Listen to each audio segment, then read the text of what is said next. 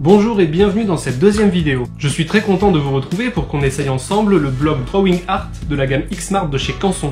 Je vais commencer par tester différents outils sur ce papier et voir un petit peu comment est-ce qu'il réagit. C'est parti. On va utiliser cette première page pour ça. Et on va utiliser, pour commencer, le matériel que m'a envoyé Canson. Notamment ça. Il s'agit des feutres Aquabrush Duo, que je n'ai jamais eu l'occasion d'essayer parce que ce sont des feutres à l'eau et j'ai plutôt l'habitude d'utiliser des feutres à alcool. C'est pas la trousse officielle, ça c'est moi qui les ai rangés là-dedans parce que c'est plus pratique je trouve.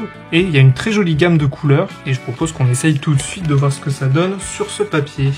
J'ai envie de commencer avec du jaune orangé, c'est un peu une de mes couleurs préférées. C'est très sympa. La pointe pinceau est pas trop souple, donc c'est agréable à utiliser, on sent une légère fermeté. Je vais attendre que ça sèche pour voir si en repassant par-dessus, on peut rajouter du foncé. C'est souvent pratique pour faire des ombres, ce genre de choses. Les couleurs sont très sympas, hein. Ça rend très bien sur le papier. On peut voir que ça traverse pas du tout, donc ça c'est un très bon point. Et donc du coup, de l'autre côté de chaque feutre, il y a une pointe rigide qui peut servir notamment pour faire des contours colorés, et ça c'est trop cool aussi. Alors maintenant, ce que je voulais essayer tout à l'heure, c'est de repasser avec un feutre déjà utilisé pour voir ce que ça donne. Ok, on peut foncer en utilisant la même couleur, ça aussi c'est très cool. J'essaie un peu de torturer le papier entre guillemets, voir ce que ça va donner. Ah, il absorbe quand même bien, il a très belle résistance. Bref, on a un papier blanc, résistant, et qui fait bien ressortir les couleurs des feutres et des crayons. Maintenant, après avoir fait un nuancier, parce que c'est toujours super pratique d'en avoir un sous la main, j'ai envie de faire une petite illustration express pour inaugurer ce bloc. Si vous me suivez sur Instagram, vous connaissez sûrement mon petit avatar dessiné, lui.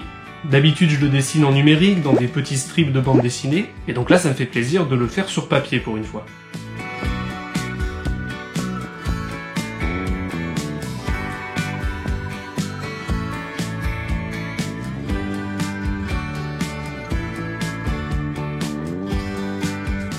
Tiens, petite technique pour la couleur, il faut éviter que le feutre sèche en cours de coloriage. Ça veut dire essayer de faire en sorte que toutes les zones sur lesquelles on agit soient humides. C'est pas toujours évident en fonction de la taille de la zone qu'on doit colorier, mais de faire attention à ça, ça va permettre d'avoir un coloriage uniforme.